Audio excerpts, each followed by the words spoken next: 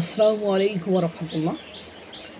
Doctor Yunus যে গণতন্ত্রে বিশ্বাসী নন তা আরও একবার জাতির সামনে একেবারে ঢাকঢোল পিটিয়ে বর্ণাঢ্য আয়োজন করে তিনি প্রমাণ করে দিয়েছেন। বিএনপি সহ অন্যান্য রাজনৈতিক দলগুলো যে গণতন্ত্রের চর্চায় সংকীর্ণতাকে উতরিয়ে এখনও উদার মানসিকতার মন মানসিকতার পরিচয় দিতে পারিনি বা ফুটিয়ে তুলতে পারি নাই, সেটাও আর একবার প্রমাণিত হয়েছে। কেন এই গতকাল 5ই আগস্ট জুলাই ঘোষণাপত্রের জুলাই ঘোষণাপত্র পাঠ করা হয়েছে। এই জুলাই ঘোষণাপত্রের যে খসড়া, সেটা কেবল বাংলাদেশের 3টি রাজনৈতিক দলকে দেওয়া হয়েছিল। সেই রাজনৈতিক দলগুলোর মধ্যে আবার একটি আছে অনিবন্ধিত, নিবন্ধন পাবে কিনা সেটা নিয়ে যথেষ্ট ডাউট আছে। যদি সরকার একটু সিম্পিতি অ্যালোপ্যাথি হোমিওপ্যাথি না দেখায় তাহলে না পাওয়ার সম্ভাবনাই বেশি।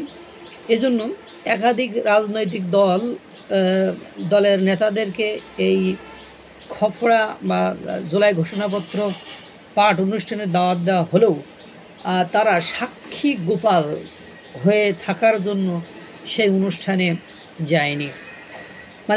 হাসিয়া তামাশার খোরাক হয়েছে অনুষ্ঠানটি। কেননা আপনারা আলোচনা করলেই বুঝবেন, কেননা সরকারের পক্ষ থেকে চেষ্টার কোনো কমতি বা খামতি বা ঘাটতি ছিল না। সরকার প্রাণানন্ত আপ্রাণ আন্তরিকতার সাথে চেষ্টা করেছে সেখানে একটা জনাকীর্ণ লাখ লাখ লোকের সমাবেশ ঘটানোর জন্য।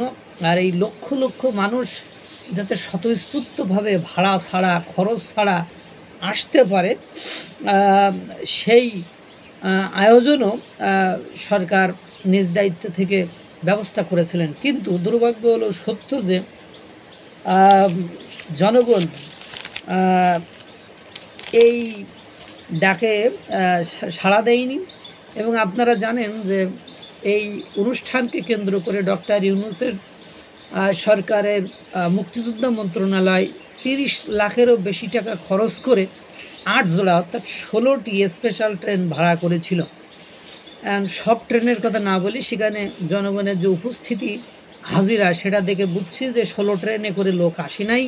এবং আপনাদের একটা ট্রেনের হিসাব আমরা দিই, আমরা বিশেষ করে ফরিদপুরের ভাঙা থেকে একটি স্পেশাল ট্রেন আসে, যাতে 676টি আসন ছিল। কয়টা আসন? 676টি আসন ছিল। কিন্তু দুর্ভাগ্য হলো সত্য যে এই ট্রেনটি ফরিদপুরের ভাঙা ছেড়েছে মাত্র 17 জন যাত্রী নিয়ে। তাহলে বাকি ট্রেনগুলো একই অবস্থা। এবং আপনারা জুলাই ঘোষণাপত্র পাঠের সময় সামনে যে জনগণের উপস্থিতি দেখেছেন, সেখানে ওই যে শিল্পীদের গান বাজনা হই হড়ডোল করার জন্যই অধিকাংশ লোক এসেছে।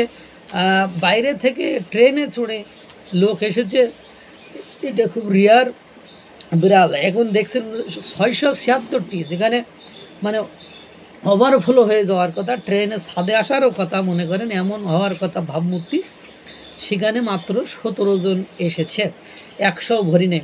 মানুষ যে কত ত্যক্ত বিরক্ত তা বোঝা যাচ্ছে।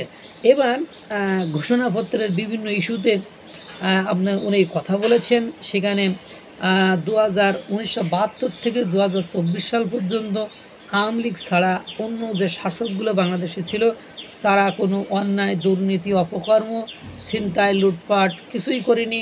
অনেকে একাধিকবার দুর্নীতিতে বিশ্বে চ্যাম্পিয়ন হয়েছে অনেকের শাসনামলে, তখনও কিছু ঘটেনি। এগুলো ওই ঘোষণাপত্রে স্বীকৃতি দেওয়া হয়নি। এবং ওই ঘোষণাপত্রের একটা দফায় সামরিক শাসনের কথা বলা হয়েছে। সেখানে 90-এর ইরশাদের সামরিক শাসনের কথা বলা হয়েছে। সেই সামরিক শাসনের ইরশাদের কথা বলা হলেও, কারণ ইরশাদের পার্টি জাতীয় পার্টি, তারা আওয়ামী লীগের সাথে ছিল, আওয়ামী লীগের অংশীজন বা 14 দলের একটা পার্ট, তাদের কথা বলা হলেও অন্য আর একজন যে সামরিক শাসন বাংলাদেশের ইতিহাসে এসেছিলেন, তিনি শহীদ রাষ্ট্রপতি জিয়াউর রহমান, তাকে নিয়ে কোনো কথা বলা হয়নি।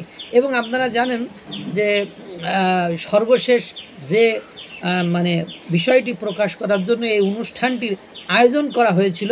সেটা হলো ছাত্রদেরকে ইনডেমনিটি দেওয়া এক প্রকার, যে জুলাই গণঅভ্যুত্থানে যেসব ছাত্ররা অংশগ্রহণ করেছে, মানে বীররা অংশগ্রহণ করেছে, তাদের রাষ্ট্রীয় স্বীকৃতি, জাতীয় বীর ঘোষণা, আইনি স্বীকৃতি, আইনি সুরক্ষা, এটা নিয়েই কথা বলেছে।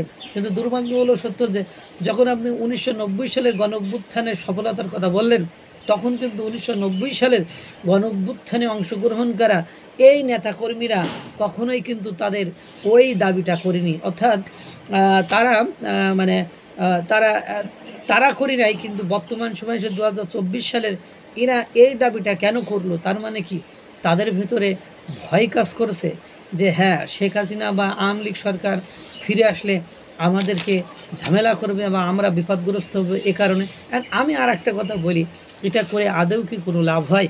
যদি আওয়ামী লীগ কোনো আমলে কোনো কারণে আবারও যদি ক্ষমতায় চলে আসে, তাহলে আপনার যে এই মানে সংবিধানে এটা সংযুক্ত করবেন, তখন কি এটা আবার সংসদে যে আপনার বাতিল করতে পারবে না?